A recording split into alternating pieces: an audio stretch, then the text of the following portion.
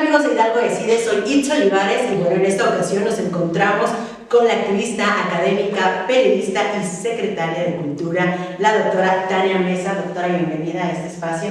Muchas gracias, Itze. Un saludo al auditorio de Hidalgo Decide. Y pues bueno, doctora, para iniciar con esta charla, para empezar quiero que se sienta cómoda. Hoy venimos a conocer un poquito más allá del cargo de ser secretaria de Cultura, ¿verdad? Platíquenos, ¿quién es Tania Mesa? ¿Quién es la doctora Tania Mesa? Pues es una mujer que ama profundamente a su estado, una vida dedicada al Estado, desde lo profesional, lo personal, desde el activismo, pero yo ya no me dedico al activismo de la sociedad civil. Para mí es importante ir cerrando los ciclos, sobre todo, bueno, pues para entregarte completamente a la siguiente etapa de tu vida, pero también por respeto al gremio. Por ejemplo, yo fui periodista muchos años, me formé en el periodismo y un día me jaló el activismo, porque del periodismo me topé con el activismo, ¿no? Con las causas sociales que empiezas reporteando las causas sociales, los temas de las víctimas de violaciones a derechos humanos, y un día dices, ya, tengo que meterme, no puedo seguir con la objetividad periodística, entonces cerré el ciclo del periodismo también por respeto al gremio periodístico. Y luego, bueno, pues me dediqué casi 30 años al activismo de la defensa y promoción de los derechos humanos desde la sociedad civil, y ahorita pues ya cerré ese ciclo también por respeto a las activistas, ¿no? Porque dices, ya para ser hay que dejar de ser, y es importante que no se mezclen, ¿no?, los sectores, porque cada sector tiene su trascendencia en el avance de las causas. Entonces, en este momento, pues estoy ya dedicada a la política. A la política al 100%, pues bueno, la verdad que gusto, y bueno, sobre todo la trayectoria, ¿no? Al final, como dice, cada etapa te lleva dejando un buen aprendizaje, pero también es importante cerrar y darle el 100% a la siguiente etapa. Doctora, ¿qué valores rigen como persona, pero sobre todo como profesionista?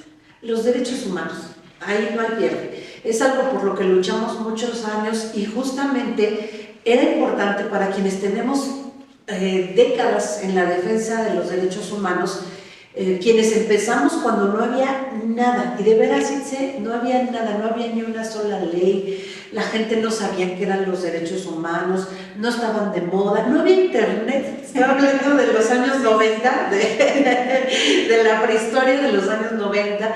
Entonces era muy complicado todo, se empezaban apenas a construir los tratados internacionales en materia de derechos humanos, que después se van transversalizando en la Constitución, en las leyes, y que rigen en este y en muchos otros países. Apenas se iban construyendo como tal, como un tratado internacional. Bueno, desde los 70s, 80s, pero yo te hablo de la parte que me tocó a mí, que fueron los 90s. Entonces no había nada con qué defenderte, no había instituciones, no había Instituto de la Mujer, no había Comisión de Atención a Víctimas, no había nada. Entonces tenías que llegar a echar pleito, esa es la verdad, para que escucharan a las víctimas, para que las atendieran, pues con todas las carencias de la época, ¿no? Cuando yo comencé, llegábamos, por ejemplo, con los acompañamientos y nos decía el Ministerio Público, ¿y usted quién es? No, pues yo vengo acompañando a la víctima. ¿Pero qué es su familiar? No, no soy su familiar, soy acompañamiento. No sea metiche, sáquese de aquí. Pero no nos íbamos, porque la neceada se... ¿El grupo era los No, para nada, éramos las antimismas, porque éramos las mismas siempre, éramos bien poquitas, ¿no? Y también por eso a mí me da mucho gusto ver cómo ha crecido, pues a partir de internet, de las redes sociales, cómo ha crecido el movimiento de defensa de los derechos humanos, específicamente derechos de las mujeres, que es a donde yo me enfoqué durante pues más de 27 años. Cómo ha crecido, ¿no? Ver las marchas multitudinarias. Cuando la primera marcha feminista en Pachuca, que fue a finales de los 80, íbamos 20 y no existía la policía municipal, no había quien te fuera cerrando el tráfico, los conductores nos aventaban del vehículo, nos mentaban la madre, ¿no? Nos decían, dejen pasar, ches locas, ¿no? Muy fuerte. Y yo tenía entonces 14 años y iba con mucho miedo en esa marcha, lo recuerdo. ¿Alguna anécdota que, bueno, yo creo que justo iba para allá, alguna anécdota que se le haya quedado impregnada? No. Y que haya dicho, precisamente por eso sigo aquí. Pero mira, muchísimas, porque de verdad han sido en estos casi 30 años no sé, cientos de víctimas que me ha tocado acompañar a mí y en colectivo, ¿no? Porque esta sí nunca fue una lucha de una sola persona. Éramos bien poquitas y a lo mejor no todas nos caíamos bien, pero teníamos que echar la causa. Claro, tenías que poner la causa por delante. Y entonces hubo muchas situaciones muy dolorosas, ¿no? Ahí con las víctimas, porque te llegaba alguna persona, sobre todo las mujeres, las niñas, también los niños, algunos adultos mayores, con una violación a derechos humanos, pero que te destrozaba el alma, de verdad. Y entonces ibas a acompañarlo, porque además las víctimas generalmente no conocen sus derechos. Todavía aún no, pero antes menos, y antes ni siquiera había derechos, ¿no? Porque hasta 2011 logramos la reforma constitucional en materia de derechos humanos. Antes de eso estábamos bien desprotegidas. Y entonces, pero que le dijeras a la gente, por ejemplo, es que la gente te decía, es que me hicieron, bueno, no te voy a decir, pero cosas espantosas, ¿no? Que vimos aquí en el estado.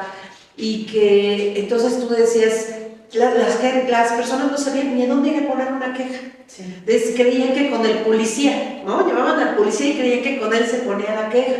Y entonces, no, mire señores, acá, ¿no? Pues el Ministerio Público, este es el horario, y llegaba así bien insensible el Ministerio Público, ¿no? Entonces, era muy fuerte. Y entonces dijimos, ahí te vas dando cuenta, ¿no? Dice, necesito Ministerio Público más sensible, pero luego necesito un horario más amplio porque esta señora tiene que ir por sus hijos a la escuela y entonces ya es hora de ir por los niños, entonces ya no continúa con la demanda, ¿no? Porque dice, no, es que no me pude ajustar a los tiempos y así van creciendo un montón de cosas que después nos permitieron ir ganando derechos, no solo en las leyes, sino ya en las instituciones. Y bueno, a eso me dediqué básicamente al activismo, me entregué completamente, pero digamos, esa era mi pasión, ¿no? Sí. Mi causa. De lo que yo viviera de la academia, yo soy académica, soy doctora en Ciencias Políticas y Sociales por la UNAM, y yo vivía pues de mi actividad académica, en donde desarrollé principalmente estudios culturales a lo largo de 20 años, ¿no? Sí, porque al final, aunque uno le apasione esos temas, estas causas, pues también está en otro lado donde tiene que tener sus ingresos, ¿no? Sí, porque bueno, a lo mejor habrá países que sí los hay, ¿no? Donde se vive del activismo, pero este no es uno de ellos, o del activismo que nada más, digamos, va por puros proyectos, pues sí, pero el activismo que de veras va a las causas. Exactamente, porque yo llegué a un momento en que dije, está bien, las víctimas en las zonas urbanas, claro que existen, claro que necesitan ayuda, pero ahí hay otras compañeras. Sí. Dije, yo me voy a ir a donde nadie quiere ir, ¿no? Que era en lo más apartado. Entonces también en estas casi 3 décadas yo pude caminar todo el estado, y no, obviamente no todas las comunidades, pero sí todos los municipios, ir a distintas comunidades, conocer a las mujeres, conocer a los líderes ejidales, ¿no? Y a ver en qué se podía ayudar. Fue muy intenso, porque no es lo mismo defender los derechos humanos en las ciudades que en las regiones más apartadas. Y pues eso fue. Pues bueno, al final una cosa la lleva a otra cosa, bien sabemos que si cuando empiezas a hacer un trabajo político, un trabajo social, pues obviamente también te lleva a la actividad política. Platíquenos sobre eso, ¿cómo inicia la trayectoria política? Supongo que igual inician estas actividades. Sí, inician estas actividades. Bueno, mira, es que también la familia tiene mucho que ver, ¿no? Yo vengo de una familia de izquierda, de toda la vida, y así que yo desde que nací, mi mamá estuvo en la prepa UNAM Pachuca, y estando ahí le toca el movimiento estudiantil del 68. Entonces le toca irse a la huelga, a las guardias, y ella cambia. Todavía obviamente no, yo todavía no nacía, pero ella cambia, se vuelve, de no tener una posición política definida, ¿no? Específica, pues ella se vuelve de izquierda, se pone a leer, a estudiar, se vuelve combativa, y de allí nunca ha abandonado las causas sociales. Tiene 76 años y no las ha abandonado, y siempre por la izquierda.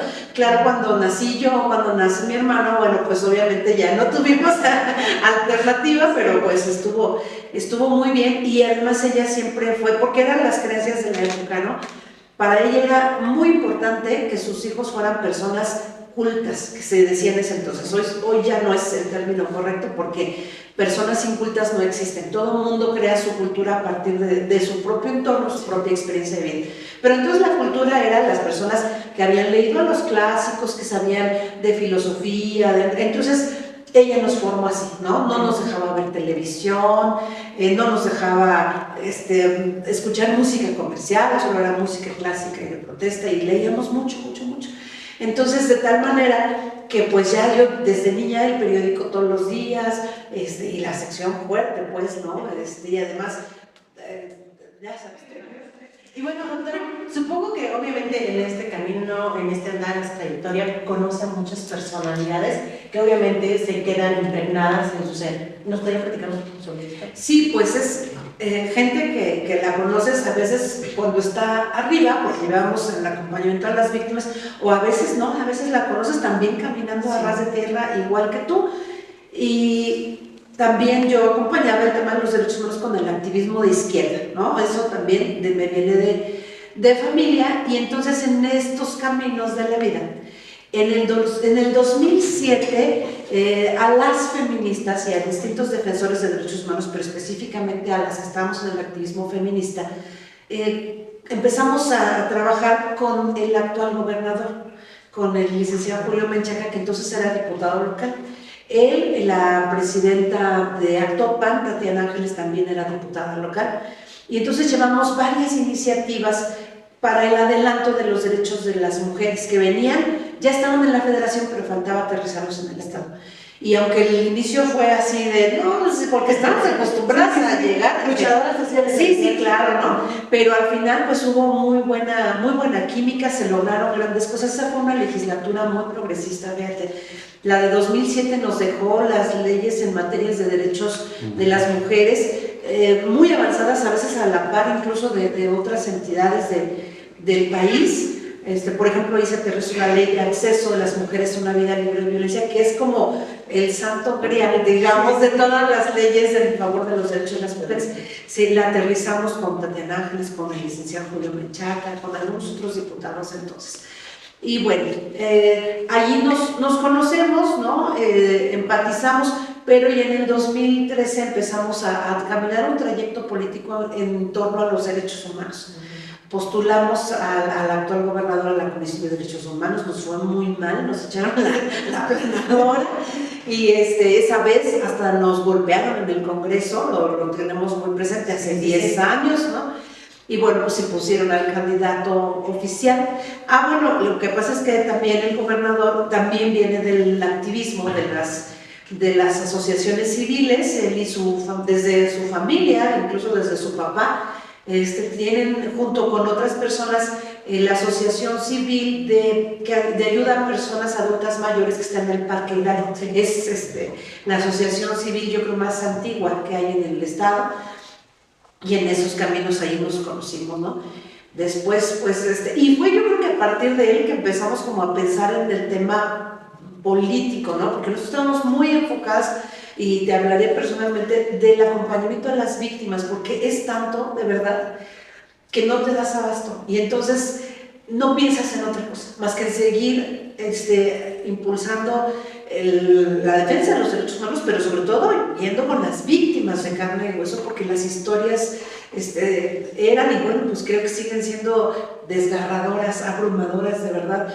Y entonces, pues en eso seguimos, pero después nos invita a la aventura de la campaña independiente por Pachuca, y ahí fuimos, ¿no? Entonces, y allí, pues te das cuenta como activista que es importante que en los espacios de poder haya gente que sí le entienda el tema de derechos humanos, que sí traiga un compromiso, porque es la persona que va a tomar las decisiones, no solamente que va a hacer las leyes, sino que va a decidir los presupuestos, que va a enfocar la política pública. Y primero la estrategia fue: vamos a formar a la clase política, pues casi nadie le quiso entrar, ¿no?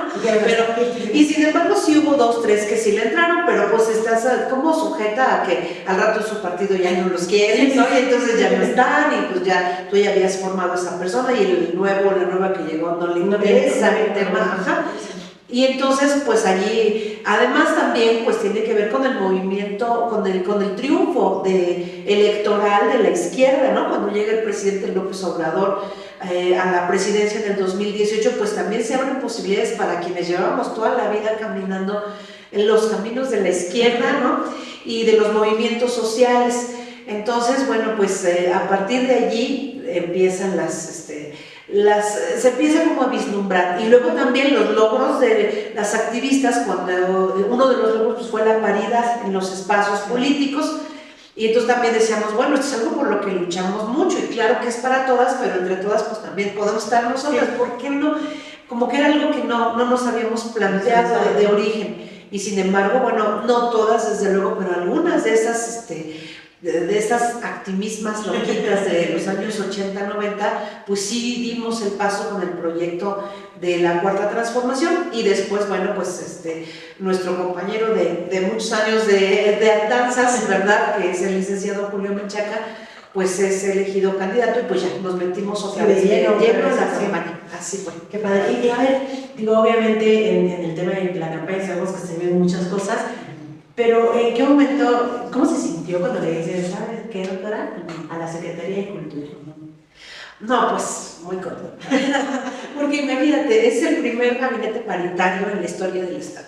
O sea, es el primer gobierno de alternancia, el primer gobierno de izquierda, y además el primero que trae gabinete paritario. Entonces son como las dos luchas que yo había traído desde, ¿no? O sea, no es reciente la lucha. Entonces, la verdad es que me dio mucho gusto.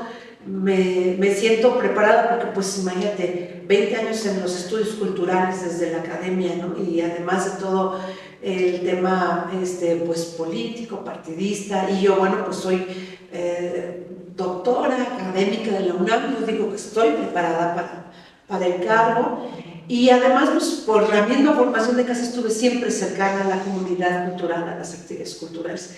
Entonces, me dio mucho gusto. Así fue como, ya sabes, ¿no? Acaricia para sí, al final son objetivos, sueños, metas que van cumpliéndose, ¿no? Y es lo que al final hacen ser a una mujer y a un hombre llegar a la plenitud, ¿no? Ser exitosos. Sí, obviamente no necesitas tener una profesión ni nada, pero al final cuando vas cumpliendo todos tus objetivos y te sientes como aliviado, ¿no? Yo lo siento así, como sí. Dije, bueno, aquí un escalón más cumplido. Pero además, ¿sabes qué es lo bonito? Que yo, desde que a mí me dijeron que me iban a dar la oportunidad de ser secretaria de Cultura, lo primero que pensé es, la cultura va a tener el enfoque del derecho humano, porque la cultura es un derecho humano. O sea, no va a ser solamente una serie de actividades para divertirnos, para entretenernos, no, tiene que tener el enfoque de los derechos humanos, y además de la 4T, ¿no? Que es la cultura, el deporte y la educación, pero hablando del tema de la cultura, tiene que ser un componente esencial para recomponer el tejido social. Se tiene que ir a donde más falta hace y a donde nunca ha llegado la oferta cultural desde la capital. Sí, al final era una parte del gobierno que también se tenía punto de mirada, ¿no? Sí, así es. Entonces, bueno, pues esa fue la idea. Por eso, mucho gusto en lo personal, mucha satisfacción, pero también dije, esta oportunidad no la dejo pasar. Mi momento ha llegado, ahora sí. Sí, pero mi momento de verdad, que decíamos siempre de los derechos humanos deben estar en el gobierno, pues vas, ¿no? Vamos a ver a la cultura como un derecho humano. Por supuesto. Y pues bueno, doctora, platíquenos, en estos 6 meses, ¿cómo le ha ido? ¿Qué proyecto ha impulsado? ¿Cómo ha visto al equipo? ¿Cómo se ha sentido? ¿Qué respuesta ha tenido? ¿Y qué contacto tiene sobre todo con nuestro gobernador? Bueno, estos 6 meses han sido una gran experiencia, de verdad. La Secretaría de Cultura se creó en el sexenio anterior. Antes venían instituciones con distintos nombres, pero eran un organismo público descentralizado. Entonces se eleva el nivel de secretaría, había grandes expectativas por la comunidad cultural en el sexenio anterior, por la creación de la Secretaría, que al final no se cumplieron, por distintas razones, ¿verdad? Sí, pero no se cumplieron. Una de esas razones es el tema presupuestal. Entonces yo llego y el presupuesto era una vergüenza, ¿no? Esa es la verdad. Sí. Era pues muy doloroso lo bajo del presupuesto. La poca importancia que se le daba. Sí, exactamente, la poca importancia que se le daba, y cómo el dar un presupuesto ínfimo hizo que se perdieran grandes programas federales que eran de mucha tradición entre la comunidad cultural, como las becas a los creadores, como alas y raíces a las niñas y niños, como programas de bibliotecas públicas, en fin, muchas cosas que se perdieron por no meterle dinero a lo que se llaman los programas peso a peso. La federación te dice, yo te doy tanto como tú pongas y hacemos una buena bolsa, ¿no? O una bolsa más o menos, pero aquí no había ninguna, ni chica ni mediana, no había así. Y fue cosa de la administración anterior, porque anteriormente pues sí existían estos programas. Bueno, esa es así como yo me la encuentro, pues sí, una secretaría dañada, sí abandonada en el tema presupuestal, pero también la gente de abajo, en la secretaría, la gente digamos que tiene los puestos escalonariamente más bajos, es gente que está muy entregada al tema, o sea, de veras que sí, por amor al arte, hacían muchas cosas y son a final de cuentas quienes mantuvieron a flote la secretaría en los tiempos duros, ¿no? Y bueno, ¿qué estamos haciendo? Descentralizar y deselitizar. Esas son las dos encomiendas que nos hizo el gobernador, ¿no? Que le transversalizáramos la visión de la 4T, de por el bien de todos primero los pobres y de primero el pueblo. ¿Por qué? Porque como te decía, no debe ser solo para divertirnos y pasar el rato, debe ser para reconstituir el tejido social. La debemos llevar a donde no había llegado y eso es algo que ya estamos haciendo. Este año aperturamos el Centro Cultural de la Huasteca Hidalguense. Era un inmueble que ya se había comprado desde hace como 10 años de parte del gobierno, pero no, ahí estaba, no se echaba a andar. Y ya obviamente estaba dañadísimo, porque imagínate, cualquier inmueble que no usas pues empieza a deteriorar. Entonces ya lo arrancamos, lo echamos a andar, con talleres infantiles de distintas disciplinas artísticas. Y justamente la semana pasada, antepasada, hace 15 días, fuimos a la Huasteca a echar a andar estos cursos dirigidos a niñas, niños y adolescentes. Dimos becas desde el 80 hasta el 100% para niñas y niños de la Huasteca, para que pudieran ir, y ya tenemos talleres de guapango, de náhuatl, de danza, de música, en fin, es muy satisfactorio. Y lo que estamos preparando, entre otras cosas, pero son las que a mí me traen como muy apasionada con este tema, vamos a aperturar el Centro Cultural Regional del Otomí Tepehua. En el Otomí Tepehua no hay nada de recintos culturales. Platíquenos, ¿qué viene para la Secretaría? ¿Qué proyectos vienen? Pues este año vamos a aperturar, este año o los primeros meses del que sigue, pero con el recurso federal de este año y estatal, el Centro Cultural de la región Otomí Tepehua, que va a dar cobertura a toda la región que carece de recintos culturales y que además, de acuerdo con el Coneval, fue una de las regiones del país que más se empobreció durante la pandemia. Entonces es muy importante que la cultura llegue allí antes de que lleguen otras opciones para los jóvenes, opciones como que te puede dar el crimen organizado o no sé, algunos vicios o algunas actitudes destructivas. Es mucho mejor que llegue la cultura, que llegue el deporte, ¿no? Entonces pues vamos a abrir el Centro Cultural, eso nos tiene muy contentos. Además de que traemos otros proyectos, viene también el Festival de la Huasteca, que es un festival nacional. Hidalgo va a ser sede, los 8 municipios de la Huasteca hidalguense van a ser sede de este festival. Va a ser el 16 de noviembre, arrancamos en la Huasteca, les invitamos, pero pues es algo muy grande porque es nacional y ya tenemos que empezar a preparar y ya estamos yendo para allá. Claro que sí, pues ahí nos comparten la información para poderle dar también difusión en nuestro medio. Y pues bueno, a ver, doctora, la verdad es que estamos muy entradas en la plática, yo la veo muy apasionada, muy entregada, pero tengo que hacer esta pregunta. Bueno, son 2 preguntas en realidad. ¿Qué es lo que más disfruta de su trabajo?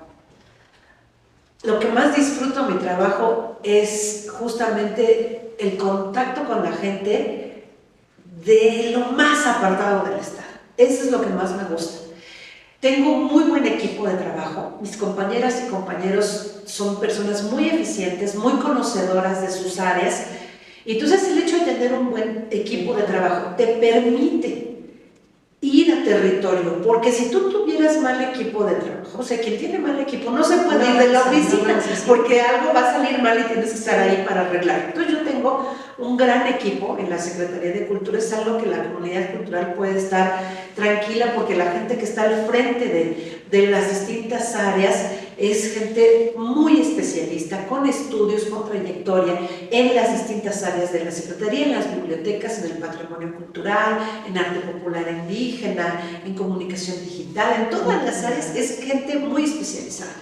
Entonces, me puedo ir, escuchar a la gente y gestionar lo que está, se puede traer, claro, sí, porque no es nada más ir y vaya, echa contar con la gente, no, tienes que ir a ver, no solamente la gente, si yo le digo, a ver, ¿qué necesita de cultura? Pues me va a decir, pues tráigame algún espectáculo, no, pero ver, más bien, ¿cuál es la problemática social del lugar? Que incluye a lo mejor hasta el tema de la seguridad pública, y dices, aquí la cultura podría ayudar en esto. O sea, no nada más decirle a la gente que le traiga algo para entretenerlo, claro, sino ver, es una visión global. La problemática principal de esta región es el huachicol, o la migración, o la pobreza, o la sequía, las adicciones, claro. Entonces dices, a ver, no parece un problema de las artes, y sin embargo sabes que las artes pues pueden incidir de tal y tal manera. Entonces, pues es que esa es la visión de la política pública, no nomás llevar por llevar las actividades. Entonces, pero si uno no va a territorio, no hay forma que desde el escritorio, tomes las decisiones, ¿no? Dices, yo creo que en esa región lo que necesitan es esto. ¿Y cómo sabes? Platicaste con la gente, platicaste con la comunidad cultural, fuiste, lo viviste, ¿no? Tienes que haberlo vivido, escuchar a la gente que lo vive cada día, y entonces ahora sí vas y tomas las decisiones. Sí, claro. Y bueno, por supuesto sabemos que al final también la moneda tiene dos caras. ¿En algún momento he pensado dejar? Bueno, obviamente no, porque yo la veo muy contenta, la verdad, pero en algún momento digo, ay no, ¿qué estoy haciendo aquí en la política? ¿Qué estoy haciendo aquí en la Secretaría? No, jamás, no, soy muy feliz aquí. Y además es el lugar desde donde se transforman las cosas, ¿no? Yo por eso siempre les digo, sobre todo a las jóvenes, y a las que están en el activismo, en la academia, hay que ocupar los espacios, ocúpenlos, porque luego desde afuera criticamos, ¿por qué no hacen esto? ¿Por qué no hacen aquello? Bueno, entra y hazlo ahorita. El camino no está fácil, pero está menos difícil que en otras épocas de la historia, porque el tema de la paridad, de las cuotas de jóvenes, de la diversidad, de adultos mayores, de autopercepción indígena, o sea, eso ahora facilita las cosas, no las hace fáciles, pero las hace información. Así es, pero una información claro, pero lo que quiero decir es que está un poco menos difícil que no sí, claro, ocupar los espacios en la política. Pero no solo la política, a lo mejor hay quien dice, a mí no me interesa la política, pero me interesa la empresa, me interesa la academia, me interesa las artes. Bueno, pero ocupan los espacios en donde se toman las decisiones. Entonces, quienes llevamos toda nuestra vida, ¿no?, caminando el territorio estatal, conociendo el dolor real de la gente, pues hay que estar en los espacios para tomar las decisiones adecuadas. Entonces, no, nunca he dicho que estoy haciendo aquí, al contrario, estoy muy contenta. Bueno, obviamente conocemos un poquito de su trayectoria, pero también me gustaría saber, ¿extrañas ser académica? Sí, extraño ser académica. Obviamente aquí en la Secretaría de Cultura pues hay una línea de trabajo fuerte con la academia, pero cuando tenemos trabajo, por ejemplo, en el área de investigación, ¿no?, cuando me voy a sentar con mis compañeros del área de investigación y me empiezan a hablar de estadística, de datos duros, y empezamos a teorizar, sí, se me va el alma para adelante, pero a final de cuentas también yo desde que estaba en la academia decía, no podemos ser académicas de escritorio, de verdad, no podemos ser solo teóricas, tenemos que meterle a la práctica también. Entonces, aquí siento que puedo conjugar, pues no las dos cosas, porque realmente no da tiempo del tema académico, pero sí lo extraño, de pronto, me gusta más la parte de la política. Ya veremos a ver qué pasa una vez que al final todos los cambios se terminan, y a lo mejor usted llega a un momento en el que dice, bueno, yo quiero hacer de manera independiente, regresar al tema académico. Sí. Sabemos que en el 2020 tuvo un inconveniente importante durante 100 días. ¿Nos podría platicar cómo le fue en este consejo aquí en Pachuca? Pues fue la experiencia que me marcó a mí y a las personas que me acompañaron en ese momento, porque fue por este ejercicio que se llama de democracia delegativa, que el Congreso nos elige como a los ciudadanos destacados de cada municipio, porque sabemos que con el tema de la pandemia, cuando no había vacunas, que estábamos en rojo y muy, muy fuerte la situación, se tuvieron que posponer las elecciones. Entonces ya se tenían que acabar los gobiernos municipales anteriores y entonces el Congreso dijo, bueno, vamos a darnos 3 meses más a ver si mientras aparecen las vacunas baja, no aparecieron las vacunas ni bajó, pero por lo menos, pero se hizo ese ejercicio donde para que el Congreso se pudiera poner de acuerdo, en los 84 municipios se escogió como más ciudadanizado el asunto. Entonces a mí me hicieron el honor de elegirme para ser presidenta del Consejo Interino Municipal de Pachuca, en pocas palabras, presidenta municipal interina de Pachuca. Y fue una experiencia para mí muy grata, porque fue mi primera experiencia real tomando las decisiones, ¿no?, en cuanto a política pública municipal, pero también fue una gran experiencia porque me permitió me llevé a las activistas y gente de la academia a los puestos públicos. Entonces era la primera vez que no estaban políticos al frente. Claro. O sea, por ejemplo, en medio ambiente estuvo una gran y muy reconocida activista de los derechos medioambientales y de los derechos de los animales. Ella fue la Secretaría de Medio Ambiente. En la Secretaría de las Mujeres, que no existía, nosotros la creamos, estuvo la pionera del feminismo en Hidalgo, ¿no? Y así te podría decir, de cada área, tenían el perfil en deporte, una deportista, en cultura estuvo un escritor premiado, ¿no? Y la verdad hicimos un gobierno ciudadano, fue un ejercicio que llamó mucho la atención, justo porque era eso, ¿no? Que un gobierno que no era ni de políticos ni de empresarios, ¿no? Que es como generalmente son los gobiernos municipales. Este era un gobierno de ciudadanas y ciudadanos, pero especializados. Abrimos la Dirección de Atención a la Diversidad Sexual, o sea, hicimos lo que siempre decíamos, si estuviera en el gobierno haría A, B, C, pues fuimos y lo hicimos. Y nos salió bien además, ¿no? Pues al final, perdón, fue una de las reconocido por muchos medios de comunicación que realmente hizo un trabajo durante estos 100 años, no, 110, digo, 100 años no estarían mal. Y pues bueno, al final muchos medios de comunicación lo comentaban, ¿no? Que en la administración en la que estuvo usted, se hicieron grandes logros o gran trabajo, a diferencia, durante estos 100 días, a diferencia de una administración de 4 años. Pues sí, porque sabíamos que como nomás eran 100 días, dijimos, aquí hay que meterle, sí, con todo. Y otra cosa que logramos hacer, por ejemplo, fue bachear algunas zonas de Pachuca, ¿no? Que era un reclamo de la sociedad, porque la sociedad no te dice, quiero una oficina de diversidad sexual, quiero que le des otro tratamiento a los animales del bioparque. No, la sociedad te decía, quiero que tapes los baches, y pudimos hacer una bolsita, porque además llegamos cuando ya no había recaudación. La recaudación municipal es al inicio, cuando se paga el predial, y luego bajan los recursos federales, ¿no? Entonces nosotros llegamos y ya no había recursos, pues porque ya habían sido ejercidos anteriormente, y entonces tuvimos que ponernos a ser muy creativos para recaudar, y con esa bolsita que juntamos pudimos hacer muchas cosas, ¿no? Entonces, por ejemplo, se cambió la forma en que opera el Centro Canino Metropolitano, ¿no? En donde la captura de los perritos era para matarlos, ¿no? Y aquí hicimos un cambio. Entonces era captura para llevarlos a que los revisara el veterinario, para que estuvieran en tránsito para adopción o para liberación comunitaria, porque a veces la gente dice, póngalos en adopción, pero no se adopta tanto como quisiéramos, ¿no? Tienes que hacer conciencia. Así es.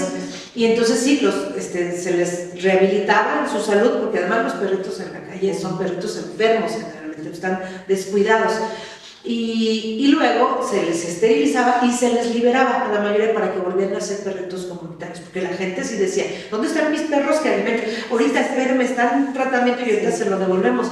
Entonces eso fue algo que pudimos hacer. El techo invernal para personas que viven en la calle, para poblaciones callejeras, bueno, también fue algo que nos dio mucho gusto poder haber hecho, y entre otras cosas todo se logró pues porque no voy a hablar mal de nadie ni de otros gobiernos municipales, solo diré que esta experiencia ciudadana que tuvimos, nadie llegó a robar. Todo lo que se recaudó, que fue poco, pero todo fue optimizado, y por eso creo yo que se pudieron hacer grandes cosas. Doctora, y pues una vez, platíquenos obviamente, como lo decíamos, un cargo la lleva a otro cargo, ¿no? Una causa la lleva a otra causa. ¿Qué viene para la doctora una vez que finaliza este No sé, no me gusta pensar tan a futuro, de verdad. Me gusta concentrarme en dar resultados en el momento. Soy muy feliz en la Secretaría de Cultura. Deseo que la gente diga, estas cosas se pudieron cambiar o se pudieron corregir o mejorar cuando estuvo la administración del gobernador Julio Menchaca en materia cultural. Eso es lo que yo quisiera, es en lo que me concentro. De verdad, sí, no nomás para esto, en general en la vida no me gusta ver tan al futuro. Así es. Y pues bueno, hablando de nuestro gobernador, el licenciado Julio Menchaca, ¿cómo es el trato con él? ¿Cómo es el contacto, la relación? Pues es muy buena la relación, de verdad. Algo que yo les puedo decir, porque por lo conozco desde hace muchos años, es que es un hombre que no ha cambiado. Es un hombre que sigue siendo el mismo y que quienes lo hayan conocido, que seguro, por ejemplo, en Pachuca, pues son mucha gente porque él ha vivido toda su vida en Pachuca, ¿no? Sus papás son comerciantes conocidos, su familia, sus hermanos son profesionistas también, toda la vida en Pachuca, entonces son conocidos aquí y quienes lo conozcan sabrán que sigue siendo el mismo hombre amable, cordial, muy inteligente, ¿no? Muy pulcro, él es así y así nos pide que trabajemos con mucha pulcritud. Y pues la relación es muy buena. Él comparte esta visión de que la cultura debe ser vista bajo la óptica de la cultura como derecho humano, y pues hay todo el apoyo, ¿no? El apoyo se notó pues en el incremento al presupuesto, que si bien lo autoriza el Congreso del Estado, pero la propuesta de presupuesto se hace desde el Ejecutivo. Y sí se aumentó bastante a cultura, porque eso es lo que dice, mientras te digan el discurso, ay, qué bonita la cultura, pero el amor se nota en el presupuesto, ¿no? En temas de política pública. Entonces, aquí no hay ninguna queja, precisamente el contacto es bueno, la comunicación es constante, la visión que tenemos de la forma de ver el enfoque cultural es compartida, es desde la visión de la 4T y sobre todo pues el incremento presupuestal no deja lugar a dudas. Bueno, pues la verdad es que qué gusto escuchar que en esta administración justo está enfocado en este tema, ¿no? Y que bueno, al final, estando usted al cargo, pues también, yo lo decía de verdad, a mí me gusta entrevistar, más bien me gusta mucho cuando entrevisto a personas como usted, que son tan apasionadas, pero al final que también dan resultados y que dicen, esto no me va a detener, voy a seguir trabajando por la Secretaría, por mi cargo, por la encomienda que tiene en ese momento, ¿no? Doctora, ya casi para despedirnos, ¿nos podría regalar algún mensaje, algunas palabras para las mujeres, para los jóvenes que en este momento nos están viendo y escuchando a través de nuestras redes? A las jóvenes y a los jóvenes del estado de Hidalgo que quieran hacer un cambio, yo les digo, ocupen los espacios políticos, éntrenle, no tengan miedo. Hay espacios donde se puede transformar en distintas esferas, en las redes, en los medios, en la academia, en la empresa, pero quienes tengan por allí el gustito por la política, déjense llevar por esa pasión, porque gente como ustedes con una visión nueva es la que se necesita para transformar. Y si ustedes no ocupan los espacios, alguien más los va a ocupar.